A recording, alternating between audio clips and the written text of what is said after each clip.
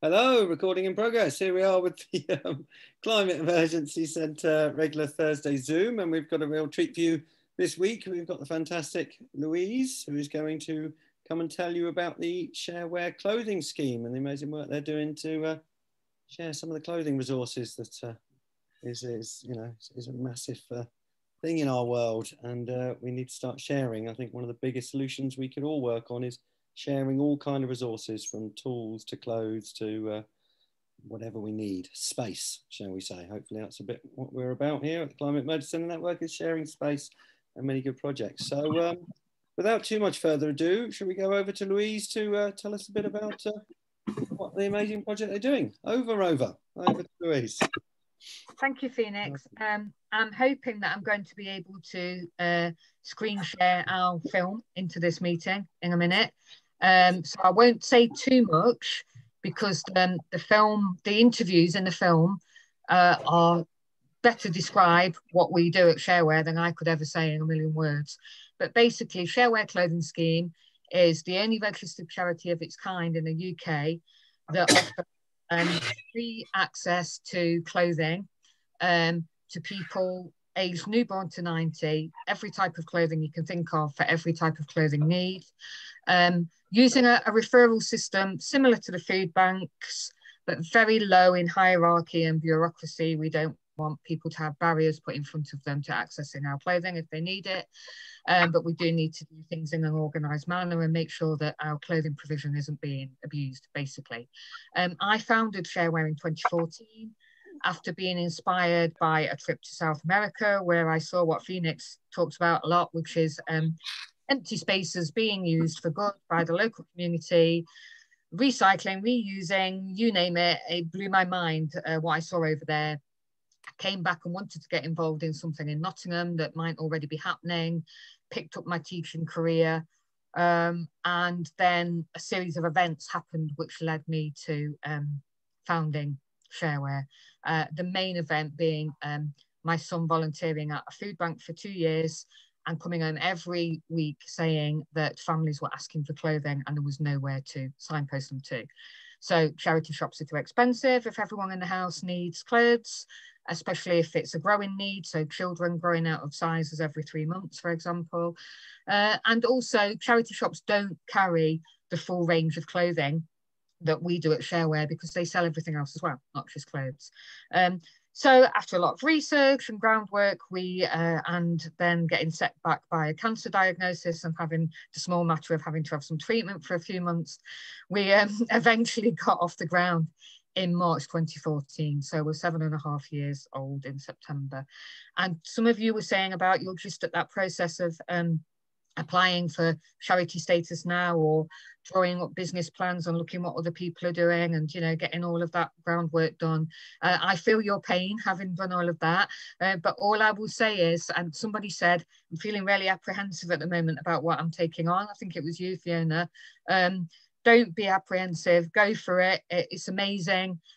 We had so many barriers put in our way in the first few months before we even got going. You know, can't get much of a bigger barrier than suddenly getting a cancer diagnosis out of the blue.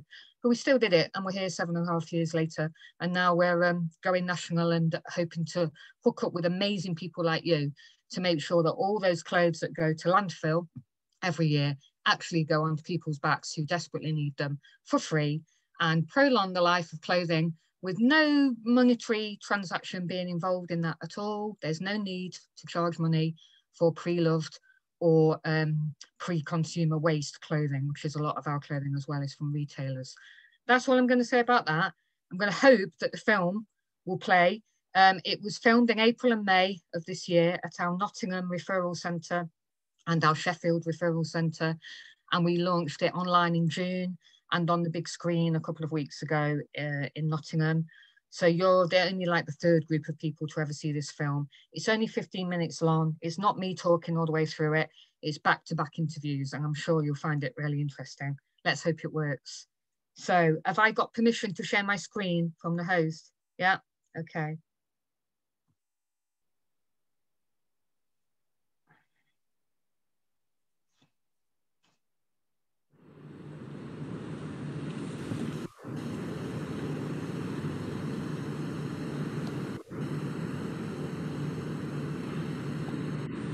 Clothing poverty is not having enough money to buy the clothes that you need. Not only the clothes that you want, but literally the clothes that you need. It can be the difference between somebody being able to get a particular job or any job. It can be the difference between somebody being able to leave the house and not. It can be children not being able to play outside because they've not got a coat. It can be families unable to go out together because either their children are sharing coats or, you know, they've not got their own clothing. It permeates every area of your life if you've not got appropriate clothing. If you've only got clothing that's appropriate to stay in the house, you can't go anywhere or do anything. And it really limits people's lives and opportunities that they can do. It's the knock-on effect for me that causes clothing poverty. You're only just about managing. You're only just about managing to pay your rent to the council, and all the rest of it. And then you've got to think about putting food on the table. Clothing is the last thing that you think about. So for me, that's clothing poverty. Clothing poverty can affect all members of the family, from, you know, the newborn baby who's arrived with nothing, up to the adults of the family. So we aim to provide the items to cover all of those scenarios and support people from newborn up to 90. Across the UK, 14 million people living in poverty, and we know that these people are accessing food banks. We know that this poverty exists, but clothing poverty is almost the hidden aspect. We don't have nationwide facts and figures to tell us this data. We don't have it. They don't exist. One of the reasons why people don't disclose clothing poverty, we feel, is because of the stigma involved in that. And it's actually kind of exposing yourself to reveal that need to others. So it seems to have become okay to talk about not having food on the table and not being able to feed your children, incredibly, in 21st century UK. And it just seems to have entered the common psyche of the country. But clothing need hasn't entered the common psyche. A lot of the shops now, a lot of them aren't existing anymore. One is going, then another's going.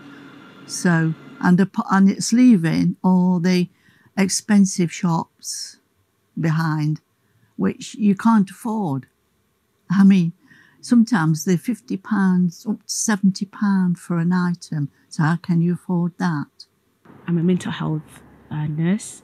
I trained in England. I'm a refugee. I was an asylum seeker.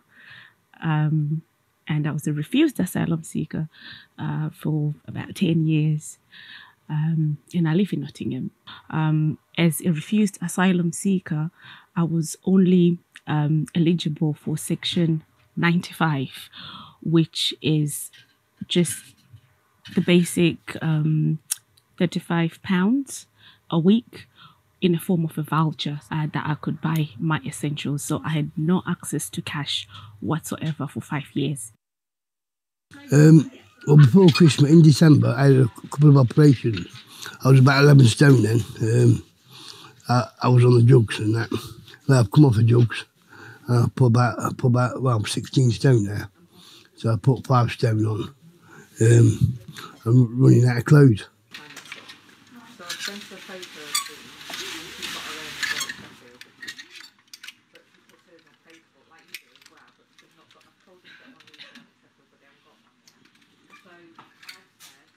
PJ paralysis was recognised a few years ago that there was potentially harmful effects of patients wearing hospital gowns, that it extended their bed rest, potentially extended their length of stay and worsened their clinical outcomes. I think for patients themselves, derobing from that sick role is really powerful. Support their feelings of self-worth and self-esteem.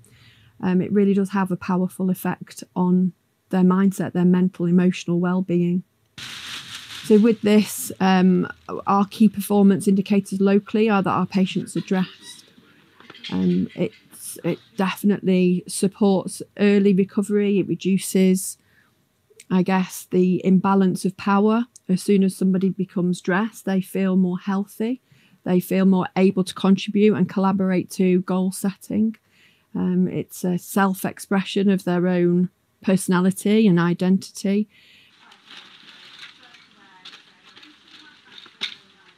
Something changing in their life, but they need the right clothes to start that new chapter. And doing what we do is great because it would normalize helping or being helped or asking for help. Everybody's, let's say, anything could happen in anybody's life, and anybody could need help. So why not giving help? There's really literally no reason I can think of for not giving help to somebody who's in need. Because I get some nice jeans and nice clothes, it make my day really better, you know, because I didn't know that. I was not expecting, but I just surprised. You know what I mean? You're doing a good job, you know, for like we don't have a clothes, then we come here, we choose for free. That is it's amazing. Good job, yeah. Life costs. And you know, let's be honest, everybody would like something different, wouldn't they, to wear? And so we need these groups, we need these structures, and they need as much support as possible. Because if they do disappear, there's going to be a lot of people that are going to be struggling even more, you know, because it's already a struggle with regards to, you know, bills, the everyday things that you do need. The thousands of people that we've clothed this year alone would otherwise have gone unclothed. We know that there are lots of people struggling economically in these areas, and we're not just for crisis clothing, we're for people on low incomes, we're for those people struggling to just go out and clothe their family, because it's so expensive. If you've got a couple of kids, it's so expensive to clothe your entire family. So we want people now to know, now we are here, that we're here and about the work that we're doing.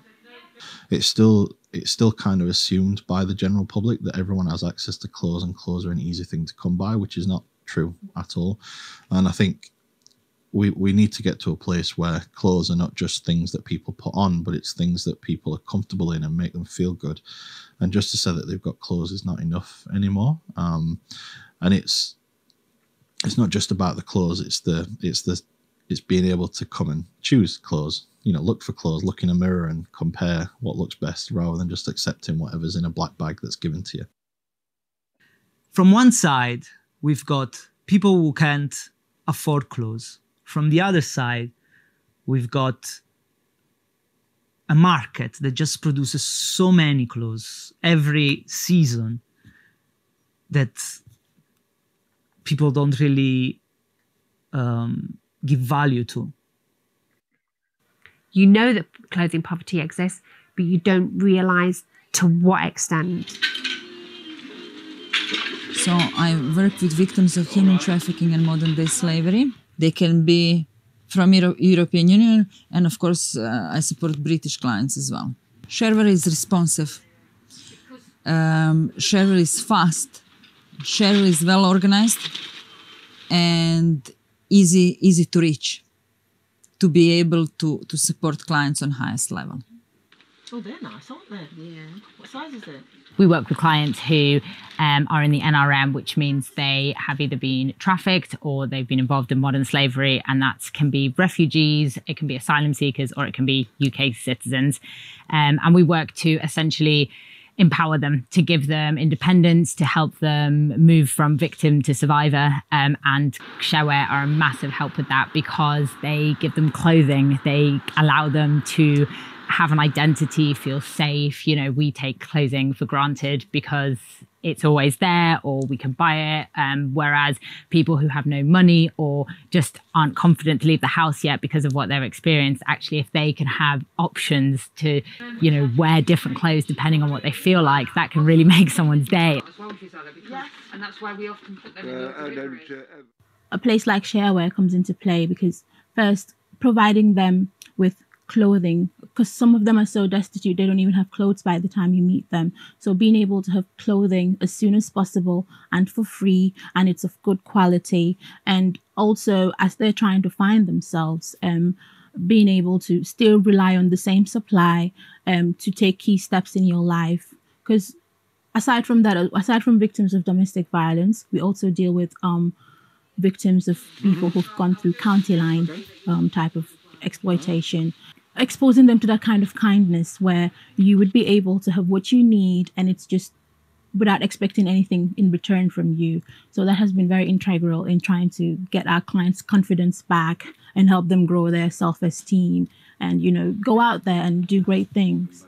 Being able to have clothing that's suitable to the weather also gives you some kind of safety. Yes, so Sharewear, I mean, they've been integral in helping us make sure that we provide what our clients need. First point of contact that we might have with somebody in prison is actually, especially we've seen in the last year, is women writing to us asking for clothing, because often women go into prison and that's all that they have, the clothes on their back, and it can be a good few weeks and months that they only have that, and sometimes struggle to get what they need when they're in prison. I know that my colleague, she also did a referral for somebody and they particularly wanted something with Mickey Mouse. And so Sharewear was able to source that for them. And that was a real blessing to that lady. And people can often get into a predicament where they're suddenly homeless or they're street homeless or they've been sofa surfing and all of their clothes get left in certain places and it's difficult to get those things back. Or another thing is that often people fluctuate in size when they come in and out of prison. Obviously, you are able to get your 3 meals a day in prison and people do put on weight. So then to be able to, you know, serve them in that way, to be able to provide something that is adequate for them in that situation. So it is very much we respond to the need that someone's in. We empower people basically to achieve better, brighter futures. Framework are very fortunate to be a partner of Sharewear's. We receive clothing to all of our services across the board. The fact that it's not just necessarily homeless people. It's everybody that it affects from all kind of walks of life. And at Framework, we can see that because we support so many different kinds of people with short-term needs, longer-term needs, people who have been rough sleeping, people who are out of work, people who have health-based problems that we can support. And all of those people benefit from clothing because many of those people are living in clothing poverty. And that's a sad and damning fact of 21st century Britain.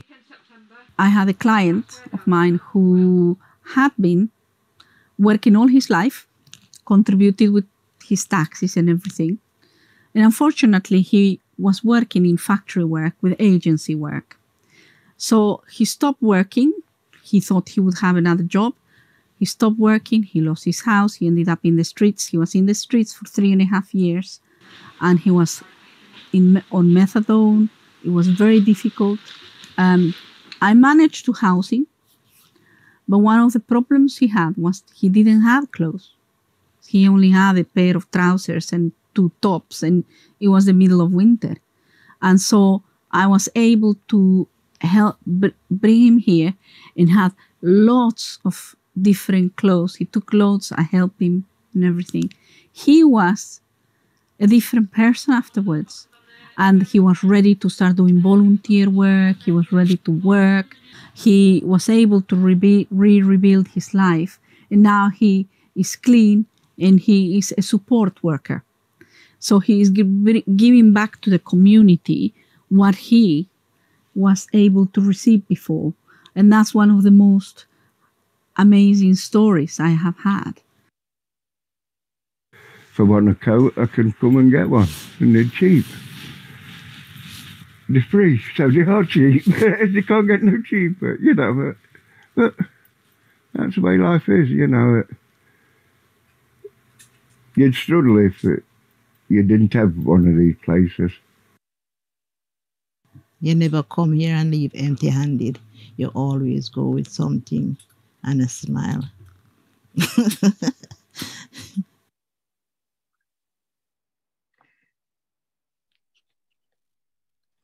Okay. Sorry about the technical hitch there. Awesome film, really moving. Thank you so much, Louise. Yeah, carry on, say what you need to say. It just really moved me, that did. Yeah, I every time I watch it, we had a film made 3 years ago as well, and I was the same with that. Every time I watched it, I saw something different in it and heard something different in it.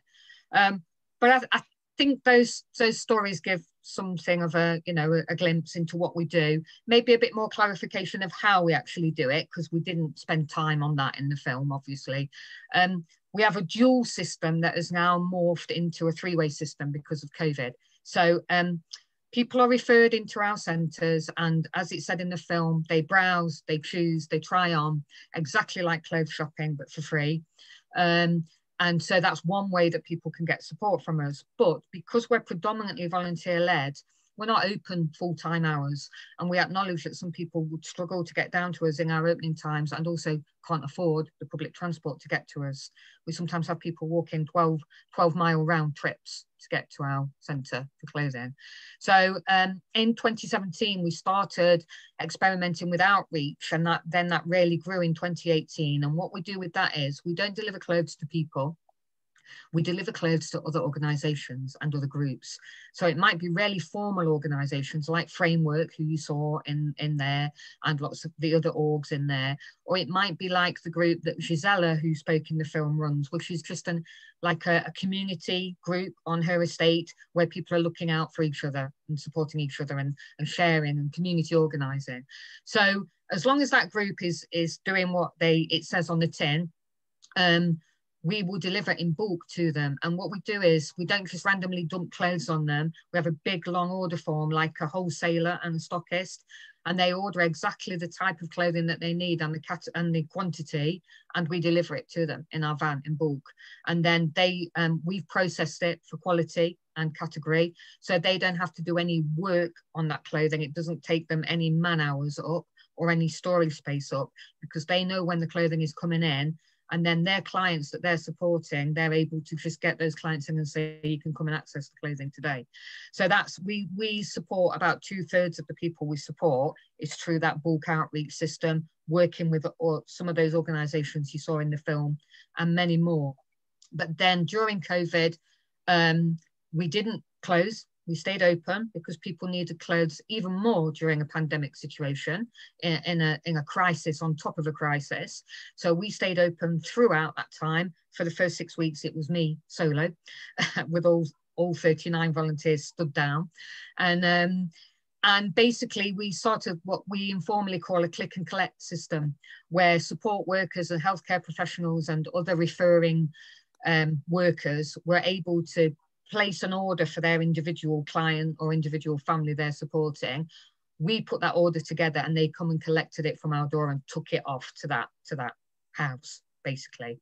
And that proved so popular during the pandemic that we've kept that system going, because what it is exposed for us is what we always suspected, was that in spite of having our referral on-site access and our bulk outreach system, we knew there were still people falling through a hole in the middle who really needed our support and weren't getting it because they weren't able to leave the house for mental health reasons or physical mobility reasons or whatever it might be. And so the support workers placing an order for them and coming and collecting at our door and taking it to them has proved massive. Like, so many people take up that option. We don't like that option because we like people to come in and choose. That's what we're all about. We're all about the dignity of the human person and the dignity that choice and decision making gives people, let alone the clothing alone, how massive being able to make a decision is for some people. But we acknowledge that loads of people they don't want to come into our building at that time for whatever reason, but they still need clothes. So that third way of working has really helped us to bridge that gap. So we're now doing that as well, on top of the other two ways of working. I think I'm going to ask if anyone's got any questions in a minute, but I think the only thing I'll say really about the film is for me, there are some standout interviews, but something that the ward manager from the hospital said about rebalancing power. And she was talking obviously about the patients on the ward, and she was talking about enabling them to involve themselves in goal setting and stuff like that by them having clothing on the ward. That could apply across all of the people that we support at Sharewear, because it is about that rebalance of power. It is about that giving a bit of power back into people's hands who feel a bit disenfranchised or disabled, for want of a better word, by the system, let's say, and the holes that they fall through in the system. And I'll end by saying someone very recently said to us in our Nottingham centre, they spoke to Hayley as they were leaving privately and said, do you know that's the first time that somebody has asked me what I want in a decision about my life for about 3 years. And I think that kind of says it all, because that says a lot about the charity sector and the fact that a lot of decisions are made about service users without consulting them sometimes. So that's why that option for choice at our centres is so important, because people should be consulted in their own decision making, shouldn't they? Their own lives, and something as simple as choosing a piece of clothing can just be way more powerful than people imagine it could be. So that's all I say. And does anyone want to ask me anything or need me to fill any gaps in? So we're in Nottingham. We've got a referral centre in Nottingham. We opened a referral centre in Sheffield this year in January. We have just applied for funding to open a referral centre in Birmingham, hopefully in 2022. Our strategic plan for growth is to have referral centres in the 8 core cities of England. So they're the cities that are in the government's core city group, the cities with the largest demographic and the most need. But on top of that, we are now happy to start rolling out this franchise system that we've come up with, which is where the CEC network kind of picked up on that in the Observer and thought, that sounds interesting for some of our groups that are getting buildings. So I really will shut up now. Alex, I know you wanted to say something. Yeah, let's just get, so fantastic, really brilliant, Louise. If people have got a question, either stick your hand up, but it really helps me facilitating. Right down the bottom, there's this little reactions thing, and you press raise a hand like that, and it means you can tell who's 1, 2, and 3. Particularly sometimes you dive off around the internet looking to look something up. So great. So number 1, Alex. Number 2, Debs. Fire away. Over. Yeah, thanks. That was really great to see, such a great video, and completely agree with you about the distribution of power.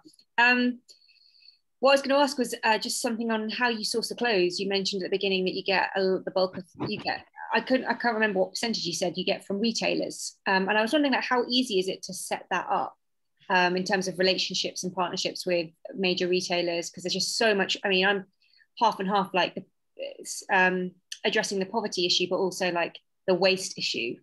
That's the other side of the coin. Is that and is it the majority of your clothes come from there, or do you still get donations? The short answer to your question is it's nigh on impossible to get retailers to give you clothing. And it's only because we've been around for 7 years and have built up a reputation of doing what we say we do, that retailers will even start a conversation with us. And then it takes a very long time, up to a year sometimes, of negotiating before they'll actually sign up to giving you their dead stock, as they call it. The majority of our clothing still is pre-loved clothing donated by the general public. We have a schools partnership system, faith groups, individuals, you name it. Companies get involved, get their staff, doing corporate social responsibility, collecting clothing and stuff. But our quality rule for all of our clothing is, if we wouldn't wear it ourselves or want to see a member of our family in it, we don't use it. And there's clothing on those rails that is way better standard than most of the stuff I have in my own wardrobe, I can tell you. But now increasingly more retailers are slowly starting to join the party, as it were. So as we have entered the decade of action for the Sustainable Development Goals, and COVID kind of put the brakes on that a little bit last year. Now lots of retailers are running to catch up and saying, what can we do for our sustainable angle and not be accused of greenwashing? So there's loads of things that H&M and others have done that are just marketing, clever marketing ploys and just greenwashing. And some more forward-thinking and truly sustainable brands are starting to say, well, we need to cast about around the country for someone that we can work with around the country, not just in one city or whatever, and we're kind of we're it for that. So we're growing at a rate of knots. We're trying to manage these retailers, trying to work with us, but at the same time desperately seeking premises around the country. Sound like desperately seeking Susan then, but so it's all kind of happening at once. It's a bit chicken and egg, but the whole of Sharewear's development has been chicken and egg. So our approach to growth since founding has been, if someone wants to work with you, say yes. If it's going to be difficult to start with and your brain is thinking, well, hang on a minute, how actually will we do that? And we need to, juggle some balls and I'm still not really sure how it's going to happen. We just say yes. and then we find a way of making it happen. And I would say that as a general piece of advice for all of the CEC groups, that are the ones that are just setting up, just do your due diligence, obviously, and do your vetting of who you're saying yes to. But basically, say yes. And if it looks too cumbersome to try and manage, just it will, because if it's right, the person that's offering to work with you, it will work out. And we've always said we're kind of laying the bricks on the path as we walk the path. And we're still kind of doing that now. So these retailers are coming on board at the same time as us thinking, right, we need premises here, we need premises there, blah, blah, blah. We're at crisis point in Nottingham. Jack knows that. We need a huge warehouse in Nottingham to do all of our processing for the whole country in, for it to be Sharewear UK, for it to be the hub. And, Jack and I have been talking about that a little bit already, and our vision of trying to make that happen in Nottingham together. So the major retailer, the most standout one at the moment that's working with us is Bamboo Clothing Limited, who are a sustainable activewear brand. And they started talks with us about 18 months ago, chose us over people that make bricks out of textiles and stuff like that, because they liked the social justice angle of what we do. So our strap line is, we are the space where clothing poverty meets clothing waste. So there are some online retailers out there who say, no, we want to do something really funky, like give 100% polyester to brick manufacturers and other things that can be made out of 100% polyester these days. And then there are people like BAM that said, yeah, that is great, and that would be a really great thing to do with our dead stock, but would be even better to just prolong the life of that clothing as a piece of clothing and let it be used by somebody, rather than have it ripped to shreds and turned into bricks for a house. And since Bamboo joined us, they used the hook of we launched a mental health campaign in February this year called Nowhere to Run. And they used that as kind of their platform to launch their partnership with us, which is a long-term partnership. And lots of other retailers are coming on board off the back of that. So it's very much people being nervous, people holding back, people looking at BAM and thinking, doing their kind of scrutiny of Bamboo and saying, well, if they work with Sharewear, then I can, because they're massive, and they're this, that, and the other. So if they vetted Sharewear and find them okay, then it will be okay. So that's a very long answer, Alex, to how easy is it to get retailers to work with you. It's incredibly hard. It's a gradual process, isn't it? Yeah, it is. Yeah, of course. Like everything that's worthwhile. We just jump over to Debs because she's been waiting there for a question for a bit. Sorry. It's all right. It's all great info. Debs. Yeah, it's not really so much a question. I was just wanted to say, what amazing thing I think that you're doing. And what particularly struck me was the patient role thing, where you're taking away people who are stuck in hospital and they're just stuck in a gown and that. How does that work? Do you have somebody who goes onto the wards and then, or do they get referred from the ward to yourselves? The hospital trust is the same as our other outreach organisations that we deliver to. So they order what they want and we deliver it. But in the case of the hospital trust, they want the same type of clothing every single month. So we don't make our NHS staff filling our order form every month at the hospital, because there are 15 wards there that we work with. We just have a standing order for them. We know what they want. It's the same thing every month. So we go on the same day every month to the ward, make a bulk delivery, and then they give it to the patients on the ward.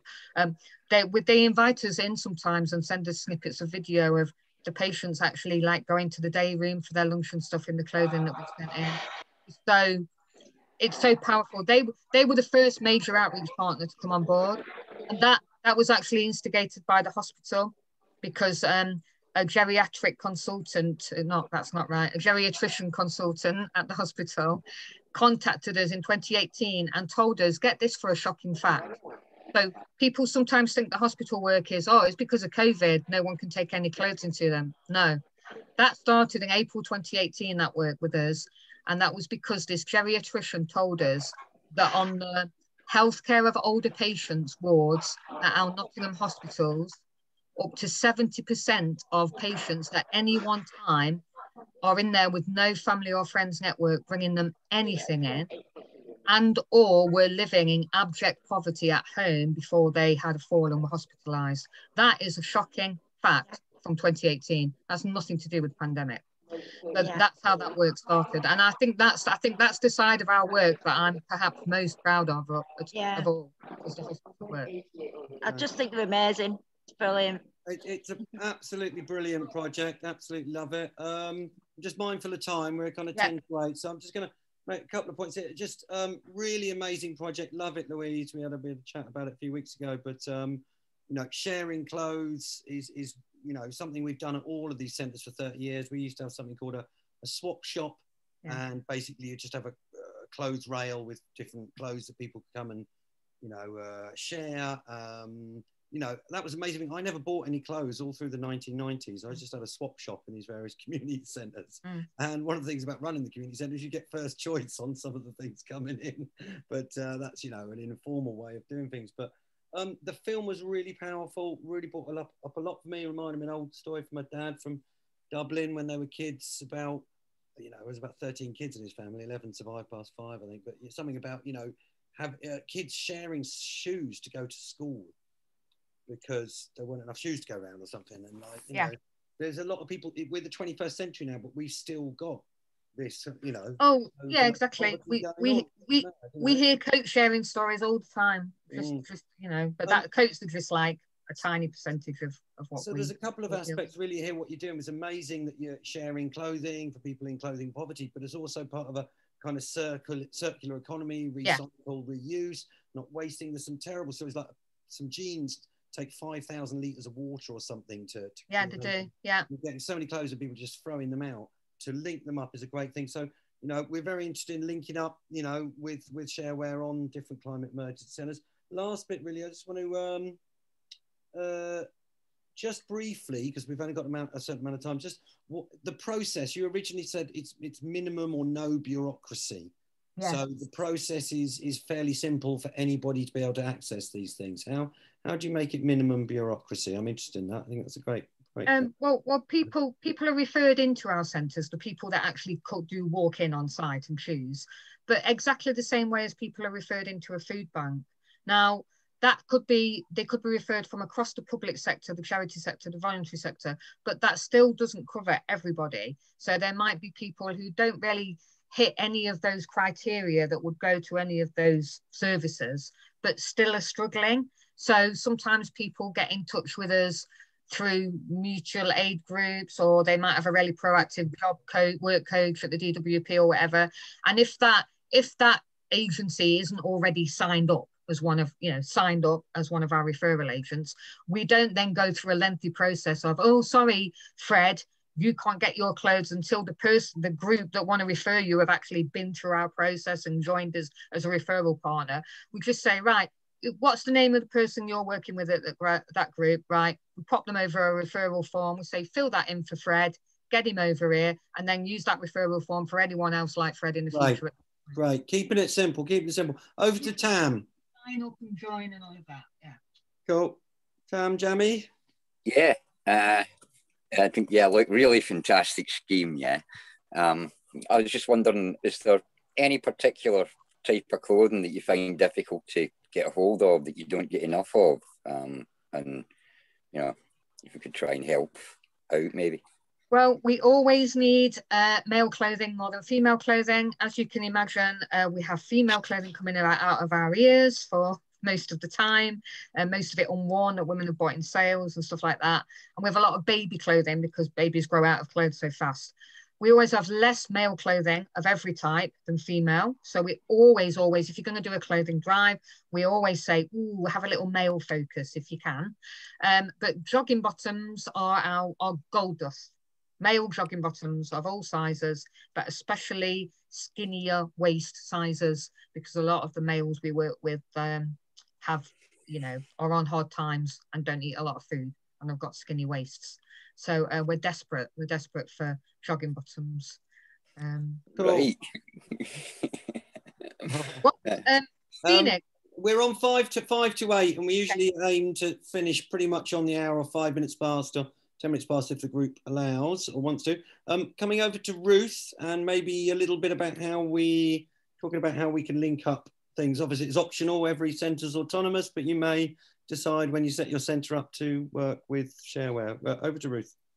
Yeah, I was. That's actually what I was going to ask about. But I was going to say, you mentioned the word dignity a couple of times, and I think there's something. It's this awful. Our system has made dignity conditional. Like you have to pay. If you've got the money, you can have dignity, and if you don't, you don't. And it's so. I think it's so reflective of the way we treat the planet, actually, and the way we're treating planet and people in the same way. It's part of the same thing, and it's why we fucked. And dignity should be an inherent thing of any life. Should be treated with the dignity it deserves. And but that's a broader thing. But I was going to say yes. So let's have it. How would it work then? So if somebody's got a building, so I know you're in touch with Nottingham with Jack, but also Guildford's been in touch. I don't know if you got back to Ben. Yeah, I have. Yeah. Yeah. So how if a climate emergency centre has got a building and they're thinking, oh, how can we how would it work? What would they do? And how? So what we've literally this year decided to do is, off the back of the pandemic and seeing even more what the extent is, we even knew what the extent of the need was before. We know it's going to take us ages to open in Birmingham, Manchester, Newcastle, etc., those 8 core cities. And in the meantime, there's all these brilliant people out there, brilliant groups out there, loads of empty buildings out there, clothes being burnt and dumped right, left and centre. The planet is burning, as Phoenix kept saying the other night. And in the meantime, 14 million people need clothes. And it's like, pulling our hair out. How do we get those clothes that are being dumped and harming the environment onto people's backs who need them, but fast? Rather than wait ages to try and raise funds to employ people to run those centres, because we do have 1 employee in each of those centres and the rest of the people are volunteers. So we came up with a franchise concept. So we looked very closely at how the Trussell Trust run their food bank concept, given that all food banks that are Trussell Trust ones are autonomous, just like your groups are in the CEC network.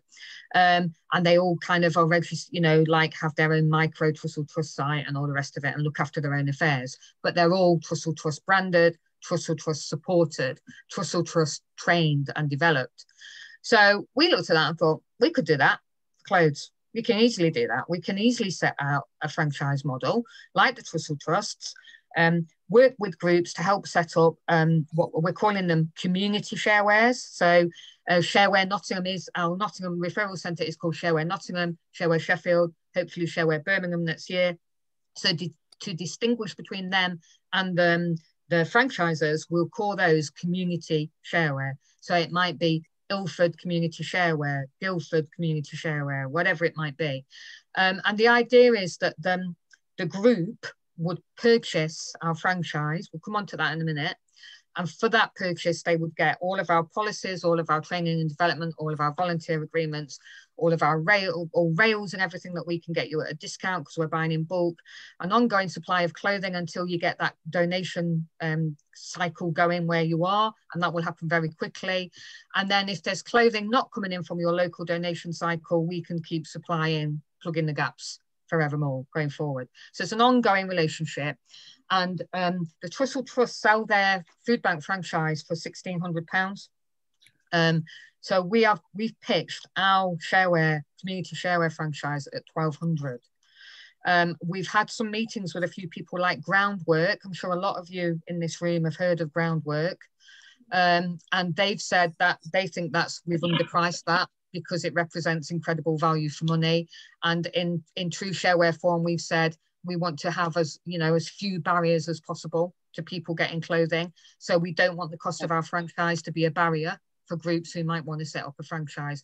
And what Phoenix and Ruth don't know is, because this is hot off the press, there's something called Working Wardrobe. There's a few of them around the country. And in Greater Manchester, Groundwork have funded someone to run a working wardrobe, which is what it sounds. It's for interview clothes and work clothes, basically. And we're going to be supplying... We're going to need to summarise up soon because this is going somewhere, Phoenix. There's a reason I'm telling you about. Keep going. I'm just time. So Groundwork are funding this working wardrobe, okay, which we're going to support. But the important thing is, this has led to a wider discussion with Groundwork, and they are around the country. They've been around 30 years. We've told them about our franchise model, and Groundwork are very interested in funding the cost of the franchise for any groups out there for whom the £1,200 would be a bit of a barrier or would take them ages to raise. And that's hot off the press. So it looks like Groundwork might be coming into this relationship where CEC network we might be able to help each other with premises. We can help the CEC network have things to do in your building on top of all the other brilliant things you'll be doing in there. And Groundwork could be a bit of a funder here for the actual franchise itself. So that could be a three-way relationship. And that's it, Phoenix. That's what I was aiming at, the Groundwork. Because that's literally just happened. So even you don't know about that. We love this project. Sounds fantastic. Couple of things. A contact for you if you want to put that in the chat so that people can contact you after this, because I'm sure there's a lot more questions and interactions and things needed. If you could drop us at Space Generators a quick email where you're looking for buildings. We've now got 7 property developer friends, whereas we didn't have them for a lot of our lives. We might be able to email them, say, do you have anything in Manchester, Nottingham or Birmingham warehouse? This is what you're looking for, 70,000. Okay. But drop us an email about that. I could forward that on to a few developers. Might better find you something. Okay, folks, really exciting project there. It's really, I mean, like all of our centres for years, like I said, had a swap shop, space to share all these things. You know, it's got many benefits from helping people out of clothing poverty to actually, you know, the environmental benefits. So it's 8:01. Maybe we want to do some quick check